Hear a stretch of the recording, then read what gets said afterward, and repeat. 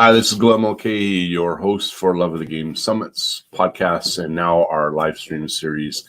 And I'm really excited to be able to connecting with Kris Beech, who I'll give a brief introduction on, and we're going to do it. I think it's going to be an amazing chat. So Kris grew up loving athletics and fell in love with ice hockey, where he was drafted 7th overall by the Washington Capitals in 1999. Which also happens to be the birth year of my son. So he's a 99 or an 87 or whatever the case may be. He went on to play 15 years of professional hockey. Journey included a mix of success and adversity, and as well came to recognize the importance of support network, friends, family, and professionals to make the changes along his journey to perform at the best that he could. After he hung up his skates after 15 seasons, he went on to do a master's in sports management, and is now seeing the results of his thesis come to fruition through the Aimability platform that he envisioned many years ago, and is literally going live as we speak. And we'll do a deep dive on that platform. Kris, I can't thank you enough for making time for this. I'm glad we were able to fit this in, and looking forward to our chat. Glen, I cannot hear you over there. Got no audio? Your sound is not coming through. Well, we're having more than our technical issues. So you're on your phone, right? Or no. Okay. Should we try to start it over again? We had sound a minute ago. Can you? Well, you can't hear me. So,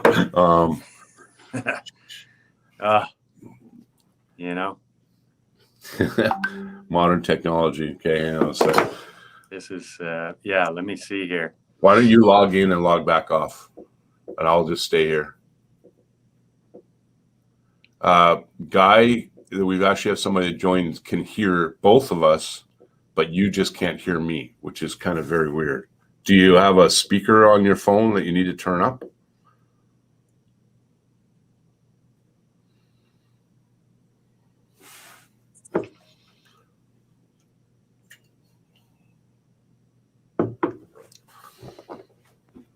Or there we go. Technical challenges. Kris just got a new computer to share with me. That's why he was a little tardy jumping in. And we didn't get a chance to really do a full AV debug. So those that are watching, apologize. We'll be logging back in shortly and hopefully be able to hear the questions I'm about to pose and hopefully the questions that you're about to pose. So gotta love technology when it works, but it's frustrating when it doesn't.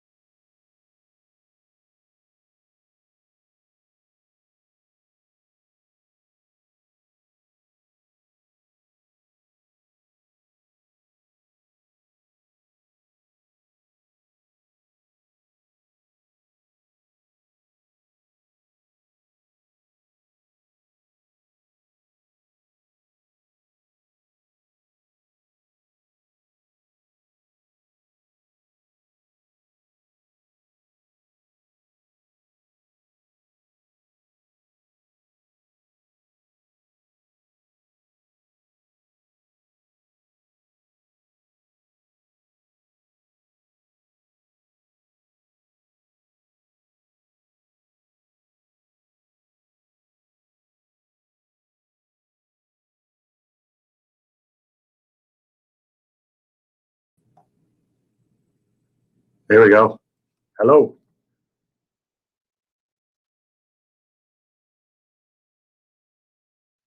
Still no sound there. We good? We good? Go.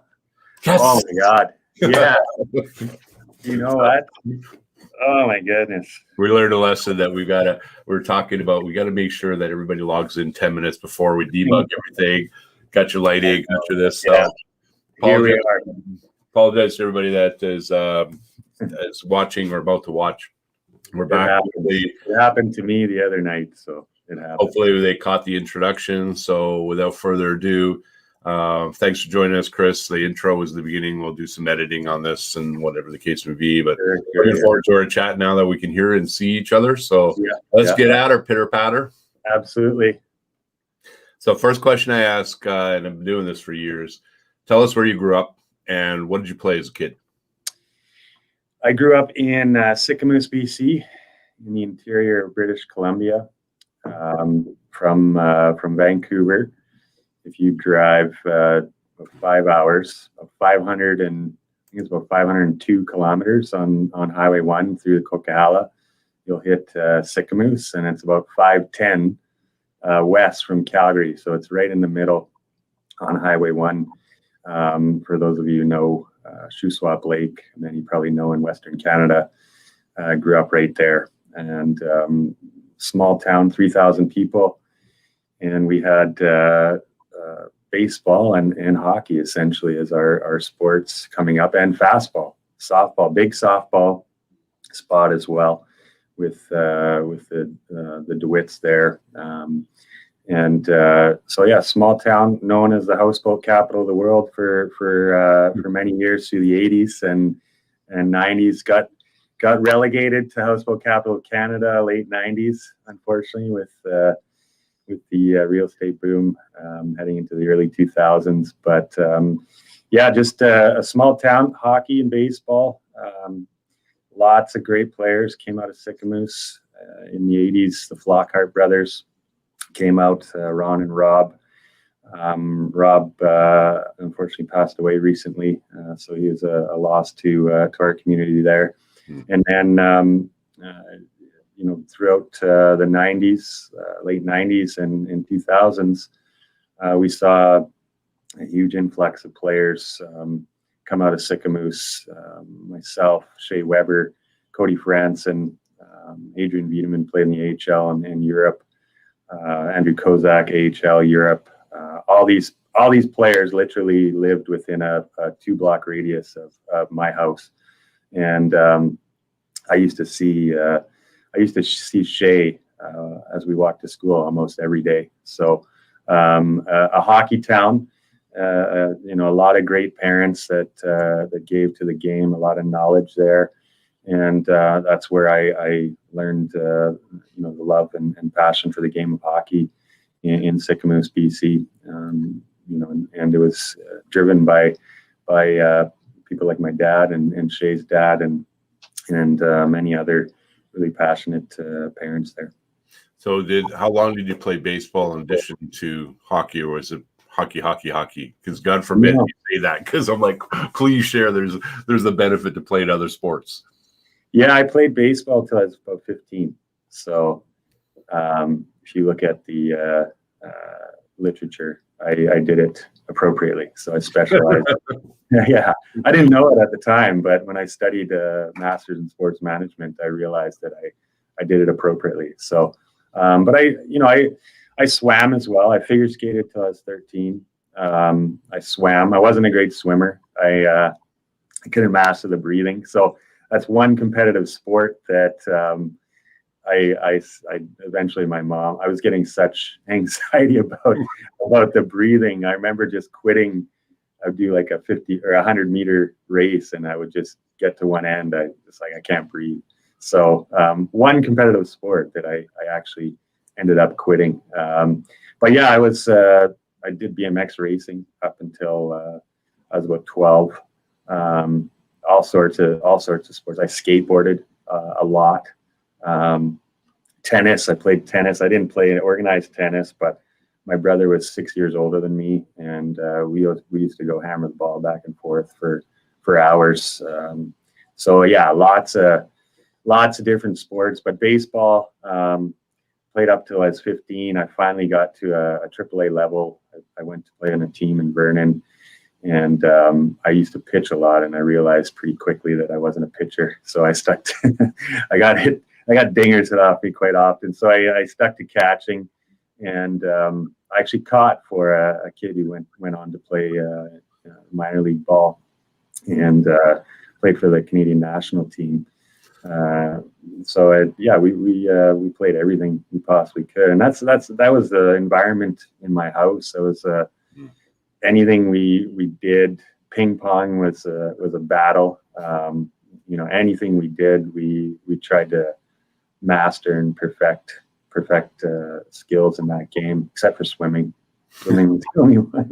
No, you and I share the same on that one. The way I learned how to swim is my dad threw me off a dock, said, "Go swim." Yeah. And My brother was quite good, actually. My brother was one of the best in the province in swimming. So that was his thing. He's a good hockey player too. So that's our generation, right? As we kind of all grew up, especially smaller towns. I was in a small town. I was all urban, but I played a lot of organized and a lot of unorganized. The free play, like you're giving examples on the tennis. I did the racquetball, the golf, and the skiing. Wasn't organized, wasn't competitive, but man, I loved it. So then you shifted. So 15 is when you hung up the cleats, and then you started focusing on hockey. So tell us about your path in the hockey world, and then where I'm really curious is what your take was, what your perception when you got drafted on that special day, 7th overall. Mm-hmm. Yeah, well, I got drafted in the Bantam draft at 14, so I was 3rd overall in Western Hockey Bantam draft, and I'm not I personally think the Bantam draft in Western Canada should move up a year. I'm not a huge believer in drafting kids that young, but thank you. Yeah. Do you know the story I've been told why it's so early? Because I know a lot of scouts, WHL scouts. Yeah. It's because they have such a big territory to cover. They need an extra year to do their scouting. Versus, and I was like, really? And he goes, yeah, we have such big territories to go like all over the province. We got to drive around. But I'm like, 14 is the kids are still so young. Yeah. I mean, you're now coaching like U15, so you're coaching 14-year-olds, and they're still developing, and they continue to develop into their adulthood, right? So I totally agree with you. I think it's way too early. I think they should align with all the rest of because the OHL and Q, they're at 15. So, and I'll never forget how crazy it was when my son was at that year and a second year because he was at an AAA team, and all the parents were like, "Oh, we got to make sure he gets drafted." And I'm like, "Really? He's 14. Like, there's still got more ways to go." So, thanks for that. Yeah, it's a big jump from bantam to midget. So if you have, and saying that, in my year, there's a lot of players that ended up playing. Going on to play and have good pro careers, but there was some other players that barely played Western Hockey League in the first round. So, in my perspective, that extra year getting into midget, give you another year of growth and see where the kids are at. I think from the WHL team's perspective as well, you might have a guy that's bigger and stronger, but all of a sudden a year of growth, and then everyone catches up, and it's a different game. So, I got drafted at 14, and then right into I was getting pursued by agents right away. So I'd kind of I realized at 14, 15 that the dream was starting to unfold. I grew up watching Kamloops Blazers games, Kelowna Rockets games, so I was Western Hockey League bound from day one. My dad's a physician. He always said you can go to school when you're done playing. So I committed to being a hockey player, started training off ice at 15, and went into my journey as an elite level hockey player with Calgary Hitmen. I played 8 games as a 15-year-old that year. Was an interesting start to my junior career. I was there right when the Graham James stuff came out. So I met Graham. I was around Graham. So that was a really bizarre time when I look back on it. And from there, went into my 16-year-old year, had a really successful year, but it was very challenging, moving away from home. Going from my dad as a coach and playing like Sycamus, we played every second shift. We had 10 players a team. So for me, it was a challenge to not get as much ice time as I did. But it was successful. Headed into 17-year-old year, ranked quite high in the NHL Central Scouting rankings, and we had a great team in that year, and ended up winning the league and going to the Memorial Cup, which we lost in overtime 7-6, which was a strange game. Both starting goalies got pulled and put back in that game. Wild. pretty That happen very often. No, I don't think it happens ever. I think it's the first and only time it's ever happened in the history of hockey. But so yeah, I went on, got drafted to Washington Capitals, 7th overall. Was an incredible moment in my life to be in Boston there, and that was a crazy draft when the Sedins got traded to Vancouver picked up for those picks. So I look back on those times again, and it's just I was right there for that deal. So it was pretty neat. From there, just went into 2 training camps with the Capitals. An important part of this story is that all along I've been being compared to every player under the sun, starting at 11 years old. I remember a Dallas scout watched me in Cowichan and told my dad that I looked like Guy Lafleur. And then, the comparisons at 15 to Paul Kariya and Joe Sakic, and then all the way up, these comparisons, George McPhee of the Capitals GM, liking me to Steve Yzerman, and coming in and being a young captain. And so lots of expectation, and definitely built up who I thought I was. My parents were new to it, so they were right along with the hype. I was right into the hype because I was just a young brain that was in it, and my parents didn't. It was the first time they experienced it, so I didn't have much grounding. And even my agent at the time was really new into it. And you talk to him now, and he stamps out any type of hype that's around his players nowadays. So that went into 2 camps with them. As a 19-year-old, I ended up staying there and making the team for the first 10 games. Ron Wilson was the coach. I played with my first game was against LA. And Ron Wilson at home, and Ron Wilson matched me against Joseph Stumple, Zygmunt Palffy, and Luc Robitaille all game. Nice guy. So yeah, I understand what he was trying to do. He's trying to see if I was ready to play against players like that. Did okay. I ended up -2, but they were one of the best lines in the game at the time. From there, I went back to junior for my final year in junior, and had a great year there, and got cut from the World Juniors that year, one of the last cuts, and then went into my first pro year as a 20-year-old. And that off season, I got traded from Washington to Pittsburgh in a deal that saw Yager move from Pittsburgh for the first time. So I got traded in that deal, and again went into Pittsburgh with big expectations. The papers and the chatter around the room was that I was the next young guy to come in and take over the franchise, and Ron Francis was being thrown on me as well. So again, more, these just high expectations. And then that started my career. Played my first year in Pittsburgh, and it was phenomenal experience. I played on the line with Mario for a few games. One of the greatest parts about that year was almost every day after practice, a group of us would play just kind of like a pickup shinny game. It would be Alexei Kovalev, Martin Straka, Robert Long, myself, Alexei Morozov, and Jan Herdina, and we play 3-on-3 pickup game almost every day. They loved it.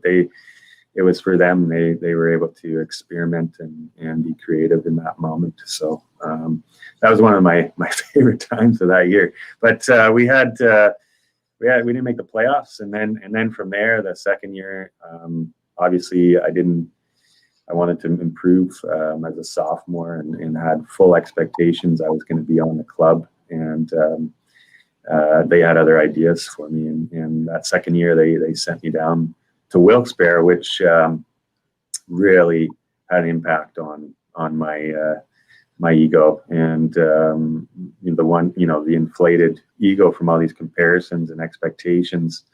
That wasn't who I was as a player, and it would have a big impact on how I viewed success the rest of my career. So that was a start. From there, I could go on and on about stories, but that's how it all started. Yeah. So when the bubble burst a little bit, when you hit that epiphany, you're playing on a line with Mario Lemieux, and then all of a sudden you're sent down to the minors. The ego burst, but did that because you talked about the highs, what led to the lows? And it was kind of a roller coaster ride from that point going forward, if I'm correct. Yeah, absolutely. Yeah. And I think to be really clear on this whole story, there was a mixture of the highs and lows of high level competition, but also, I started experiencing some mental health challenges at 17. I had a trauma, family trauma, and I won't get into the details of it because we've made peace with it. But that led to a post-traumatic stress eating disorder at 17.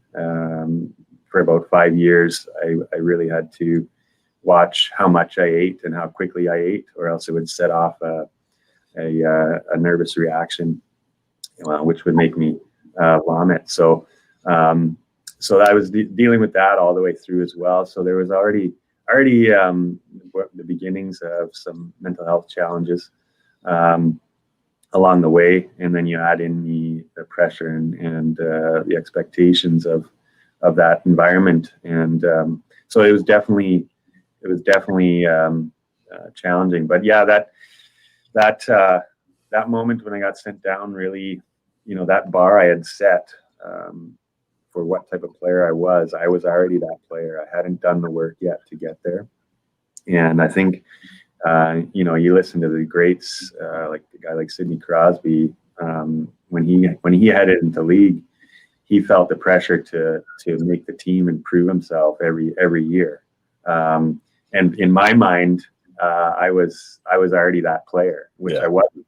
I wasn't that player yet. So yeah, it's so that bar I had set after getting sent down to the minors, it was something I would chase, that type of franchise player the rest of my career. And 4 years in Pittsburgh organization, and I was up and down with that team. I had some great years in Wilkes-Barre, the AHL. Like once I got down there, I finally got back into the team and my teammates. I made some of the greatest relationships in the game in those years in Wilkes-Barre. I had a lot of fun there with guys like Kobe Armstrong, one of my good buddies, Shane Endicott, who played a little bit of pro and is in Saskatoon now.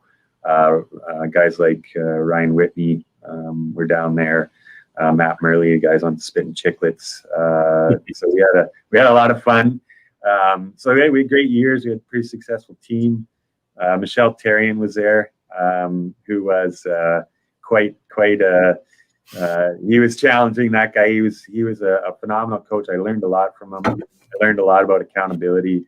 I learned to teach the defensive game. I don't know if there's anyone better, but he had a really challenging way of motivating, which and I would sometimes say things that were that stuck with me the rest of my career, really. But so I learned a lot from him, but he also had a way that was very challenging. From there, headed into my 5th year, I signed with Pittsburgh. And then right before camp, I was full on ready to go to camp, and they had just drafted Crosby. They drafted Malkin the year before. So I knew I wasn't the guy anymore, but I still had the aspiration to skate with those guys and contribute to that organization. I love Pittsburgh. I love the Penguins, and wanted to play there. But I got traded right before camp, 2 days before. And at the time, I didn't know why. But several years later, I talked to the GM, Craig Patrick, and he actually told me why. And in the phone call at the time, he said, we're going to trade you, and you're going to Nashville. And that was basically it. And then I was gone. But several years later, I talked to him, and he told me why. And he said they had 50 contracts. They were only allowed 50, and they had to make room for one more. And at the time before camp, I was the only guy that was of any interest to anybody. And the contract they had to make room for was Mario's contract. So off I went to Nashville. Nashville was good. I went there. A crazy moment in my career. There was 3 Sycamore boys in that camp. Shea Weber, Cody Franson, all in the same NHL camp. I have a picture from Shea. He dropped it off at my house when I was, I think I was 16. He was 12, or maybe I was 17. He knocked at my door and handed me a picture from his spring hockey team, and he had signed it. And he said, "To Kris, see you in the NHL, Shea Weber." And there we were in the same training camp. Yeah.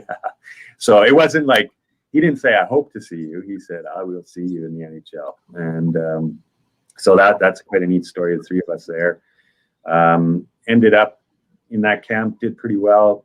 Got to play with Hartnell and Radulov on a line, and we did pretty well, but got sent down. And again, heard from the GM and the coach that I had all the tools physically, but there was something missing. So I constantly heard this: there was something missing, and went down to Milwaukee.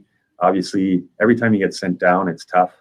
It takes a couple weeks to get over it, but once you start to get to know your teammates and get back in the groove with enjoying them and enjoying the game. We had a great coach in Claude Noel in Milwaukee. He was one of my favorite coaches. Technically sound, great people person, held you accountable, listened to your opinion, would change his opinion if he thought you were right. So a phenomenal coach. We had a great team, and I played really well at the AHL level there, probably the best to date. And then got into the trade deadline that year, got traded back to Washington. So you did it full circle. Yeah, back to the team where it all started. Same GM, George McPhee, and went in there. George let me know that I was coming in for the rest of the season. 20 games left, so that's my impression was that's what I was going to do. Got in there, 3 games in, got sent down to Hershey, and was there for a couple of games, and then got called back up for another couple of games to Washington, and then got sent back down to Hershey. But it was neat there because that was Alex Ovechkin's first year. He scored 50 there, so I got to see that go on a little bit there, a little taste of that. But then got sent down to Hershey. Great experience in Hershey. We had a phenomenal team. Many NHLers came from that team. Brooks Light, Boyd Gordon, Thomas Fleischman, Mike Green, and some great AHL players. So we absolutely dominated the rest of the season, and we swept the 2 first rounds of the Calder Cup finals, and went on to a tough series against Portland in the 3rd round, but ended up beating them. Game 7 in Portland, Anaheim just finished their playoffs, and they get Ryan Getzlaf, Corey Perry, and Dustin Penner down for Game 7. Dropped down to the team. yeah. So it was, and Eric Fair ended up scoring the OT winner, And we went on to the finals against Milwaukee, so the team I got traded from, and we ended up winning the Calder Cup there. So, which was a phenomenal experience. One of the greatest times in my hockey career was winning that championship, and I played lights out, and it was good enough to carry me into another contract with Washington. Made that team out of camp. I wasn't on a one-way, I was still on a two-way, which if anyone watching, there's a little bit of difference between what you make as a one-way contract in the NHL versus a two-way. There's differences in how they can treat you. So still on a two-way, but I made the team and played all year with that group. And I got to watch Alex Ovechkin perform night in, night out. And he was a great human being and a wonderful leader, and just loved the game. So I really appreciate my time with him. Went into the next year and was a restricted free agent. So I had a few more rights at my age, and Washington they left it right to the deadline to tell me whether they're going to give me a qualifying offer, which for those of you watching, that means at that time you got a 10% raise on your salary. But with the new rights I had the possibility of going to arbitration, and my numbers for that year were good numbers for the ice time I got, third line ice time. So if I would have went to arbitration, I would have got most likely a one-way deal for far more than 10%. So they waited to the deadline and let me know that they were going to go with someone else. So off to free agency I went.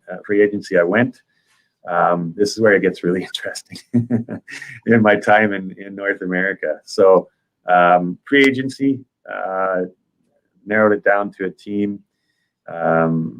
Columbus Blue Jackets, talked to Ken Hitchcock there on the phone, and he let me know that they wanted me to come in and fill that second or third line center spot. So it sounded great, and I was excited about it, and there was some spots open there. So I went in there with that attitude to make that team, and did pretty well, but ended up being again the last cut of that team, back on waivers, and cleared waivers and went down to Syracuse. And this is where Syracuse was a really, really tough time in my life, and it was the first time where I really started to pay attention to my mental health issues, because it was debilitating. It was hard for me to get to the rink at that time. It was I was diagnosed major depressive disorder at that time. I was taking anti-anxiety pills, antidepressants, and I remember just on the way to games, I had to take anti-anxiety pills before the game because it was just overwhelming. So a really tough time, but I kept pushing. I knew how to grind it out. I knew it was something that I'd lived with for so long that it was something I could deal with, and ended up playing well enough for the first several weeks to get called back up to Columbus, and played there for 2 months, and it was some of the best hockey I played at the NHL level in my time. And so 2 months came up, and there was a deadline for the team. I was still on a two-way contract. The team had a deadline for players in my situation at 2 months. They had to decide whether they were going to tell me to get a place for the rest of the year, or they had to put me on waivers. And because I was in a hotel that time, and they decided that they were going to put me on waivers. They did that in the middle of the week. They said if I was going to clear waivers, I would still be playing for them on Saturday. But I didn't clear. I got picked up by Vancouver. So off to Vancouver, and leaving a great team, great group of guys. I was successful there, so it's tough to leave. But another opportunity at the time, Brendan Morrison was out with a serious injury, so that second line center spot was there, and went in there with the attitude of taking that position. Got to play alongside Naslin for a couple of games, which was phenomenal. But it didn't last long. I went to about 4 games and got called in to the office, and Benio there, he let me know again.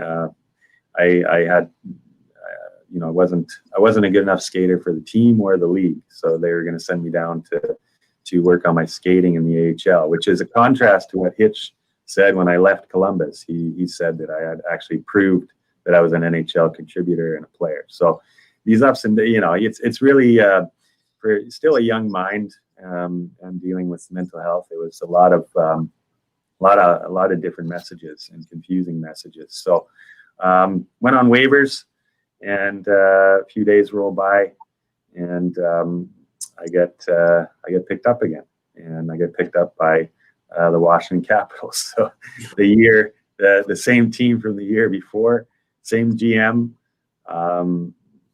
Talked to him, and he let me know that we should have qualified you. Welcome back. There'll be a lot of guys happy to see you. I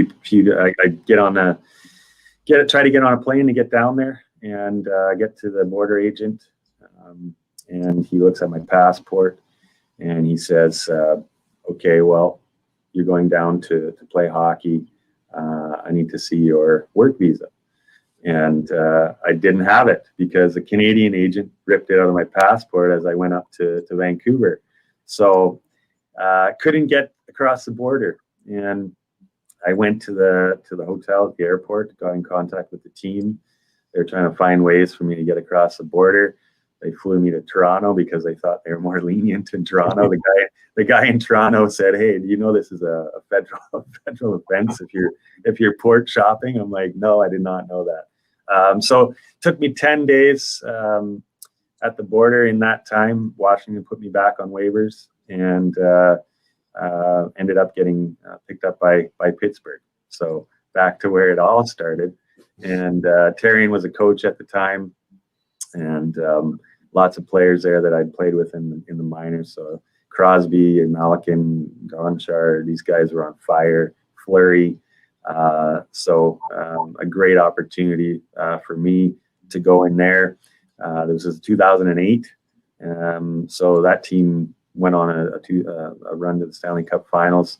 5 games in to getting there. After 10 days in a hotel with no ice, I had a few practices to get back into shape. Played 5 games, and then the 5th game, I ended up going in a corner with big Glen Wesley, and he came out the winner of that one.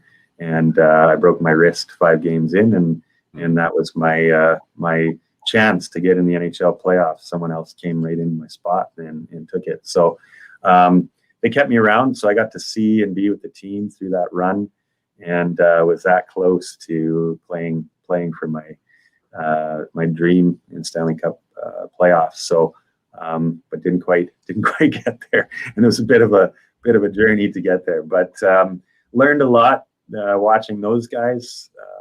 Being around Crosby for the short period of time made a huge influence on me. He was an incredible human being and leader, just constant learner, positive, asking me questions about why I do things, giving me suggestions. And he's like 20, 22 or whatever he was, so 21, maybe even younger than that. Just a incredible person. But yeah, that's my years over here. And then lots of stories from there, but I'll try to keep it a bit short. In purpose of time, I mean, we'd love for that journey to continue all the way through, right to the end when you hang up the skates. But interesting enough, I was watching the Pittsburgh game yesterday. Yeah, and Pittsburgh has the longest playoff record in sports, professional sports history right now. 15 consecutive years they've made the playoffs. Mm-hmm. A lot of people don't realize that. And you were in the team with the Mario Lemieux leaving, but I don't know if that started them, but it's 15 years. And then we've got Malkin and Crosby and back and forth, and the Capitals with their great runs, and Mm-hmm. played with amazing players. You've had a whack of coaches. I'll ask one last question before we get to Aimability. Yeah. The best coach that you had, who would it be and why? Best coach that I had. Could be even minor hockey, all the way through the pipeline, and then you went on to play in Europe. So I'm just curious. My dad was pretty good. He was back in the early 90s. He was talking about, interchanges, transitions, regroups. We learned zone defense. We would be able to determine when to 2-1-2 forecheck, when to 1-2-2 forecheck, and this was in Pee Wee and Bantam. So he was pretty smart hockey guy, but he was crazy. He didn't treat the referees very well, unfortunately. Beyond that, I would say Claude Noel, Bruce Boudreau, and then Kent Johansson in Sweden. All technically sound. Claude Noel, technically sound. But just the way they treated people with respect. They listened.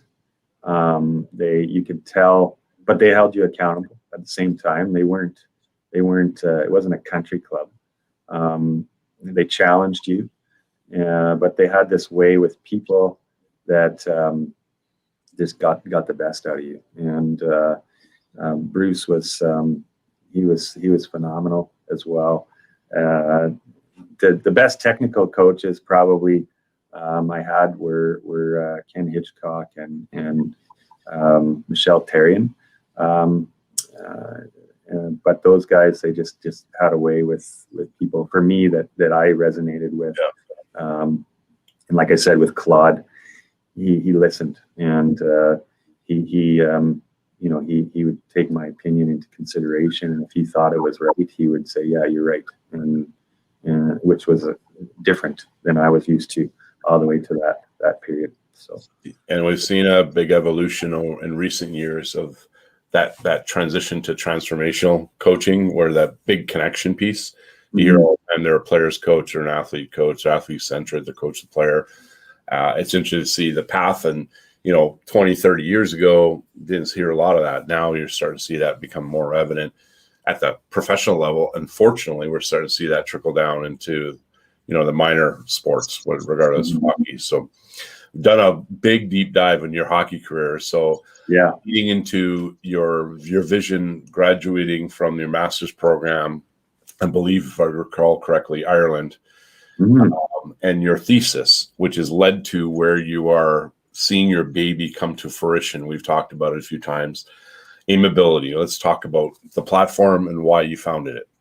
Yeah, it is a labor of love, for sure. I wrote it as a dissertation, business plan for it, in my master's in sports management there in Northern Ireland. It came from my experience, essentially. I mean, the experience I went through, I had phenomenal support along the way. I wouldn't be here with you today if I didn't have that support and that network of people around me that helped with performance and health challenges. Eventually, I figured out that it was turned out to be that I have bipolar disorder. So I've been dealing and managing bipolar disorder for probably over a decade. So it was a combination of having access to all the best people wherever I was to help. And so I wanted to harness that privilege that I had as an elite athlete and make it more accessible to everybody, all athletes.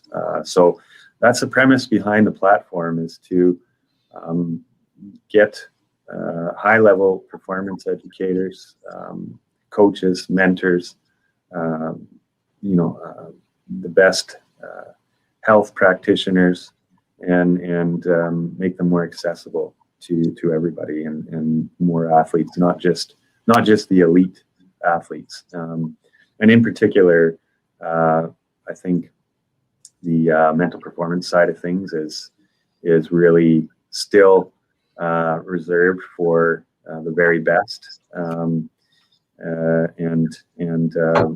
we want to get it out to whoever wants it, because it's important, not only for sport but for everything that we do in life.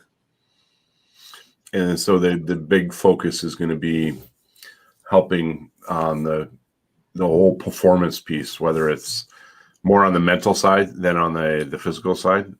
Correct me if I'm wrong. Yeah, that's definitely where I started in building that group of professionals.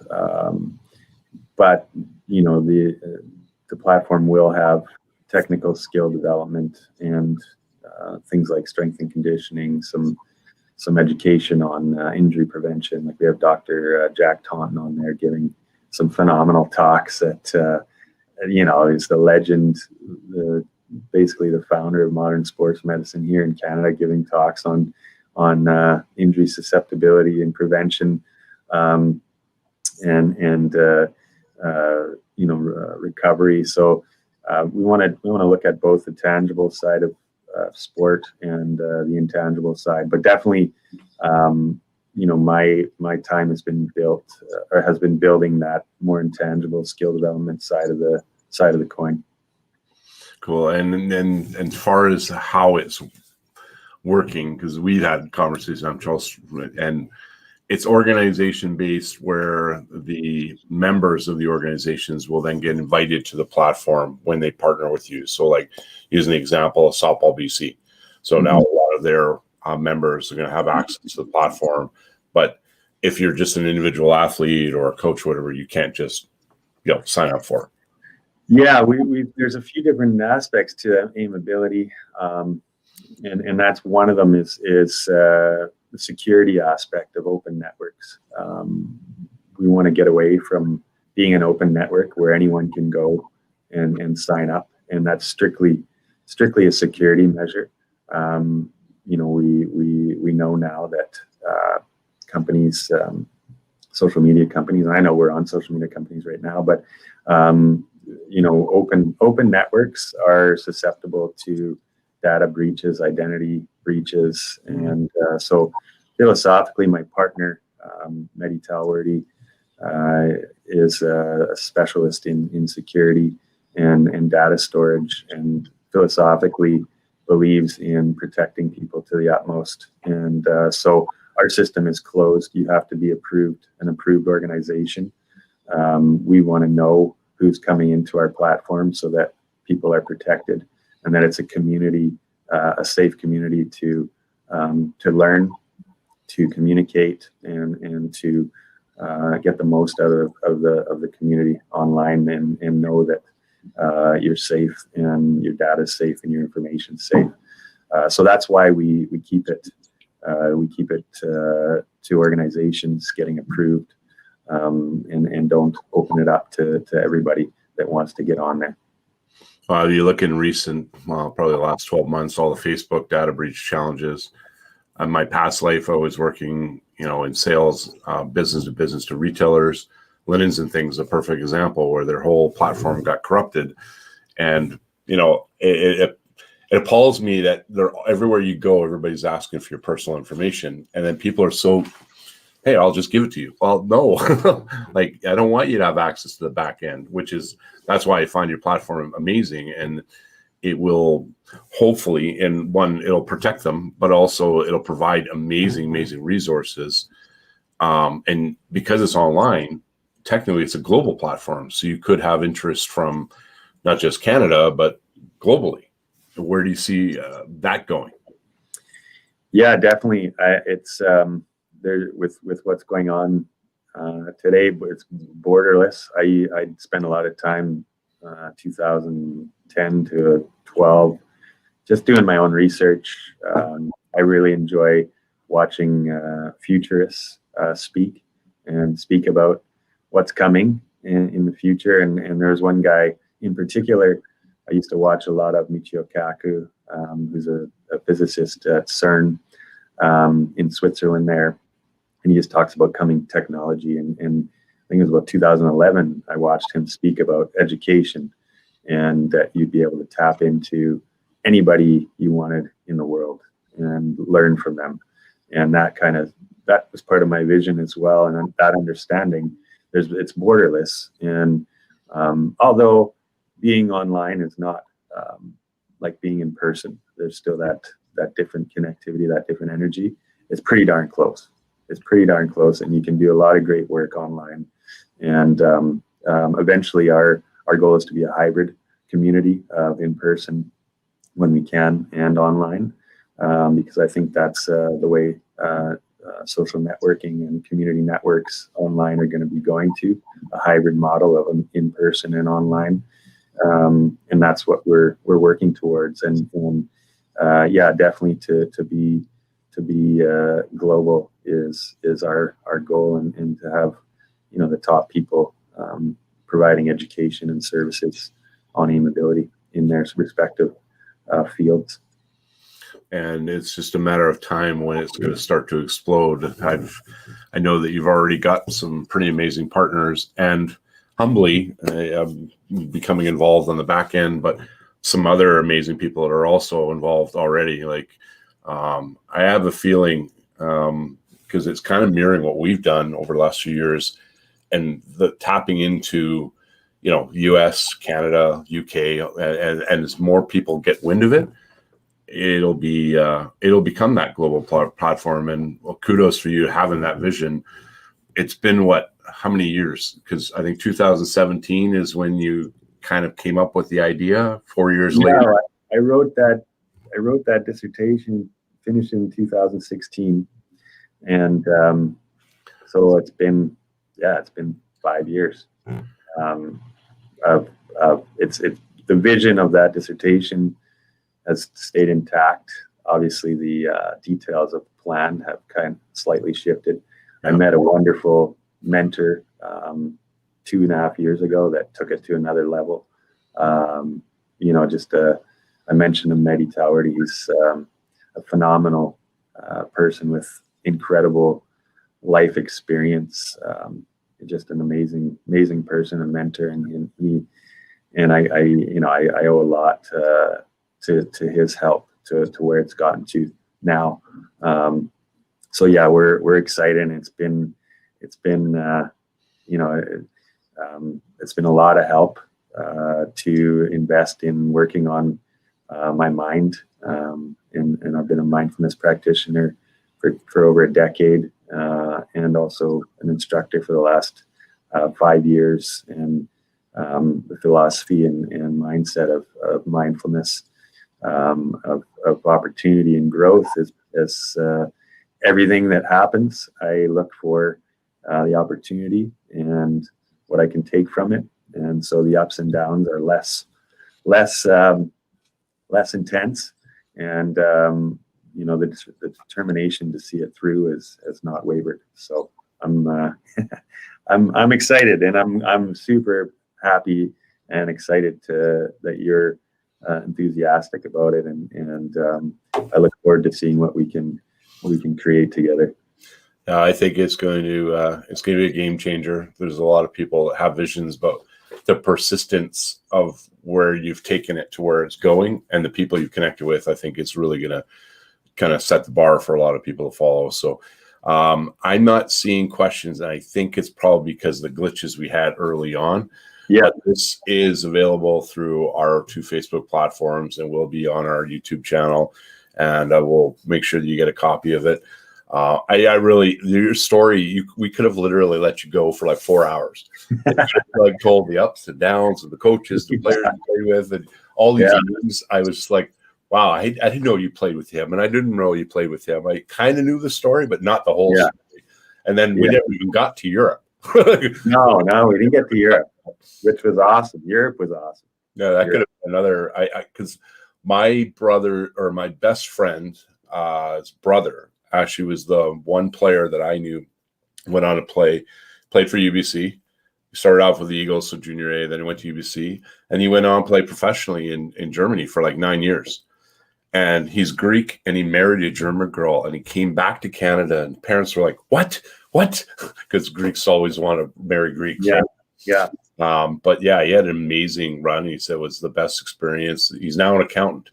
You know, it's amazing how our lives, once you hang up the cleats or the skates, whatever the case may be, and the path you chose. So glad to see that things are going in the right direction for you. And I really, really enjoyed our conversation. I'm looking forward also to everything that's going to transpire with Aimability and beyond, and see where it goes. Looking forward to it. Awesome. Thank you, Glenn. I appreciate it. And I look forward to speaking very soon. Yeah, as do I. So we try to keep it within time. We got all off to a little slow start, but we're wrapping up at 11. And thank you so much for doing this.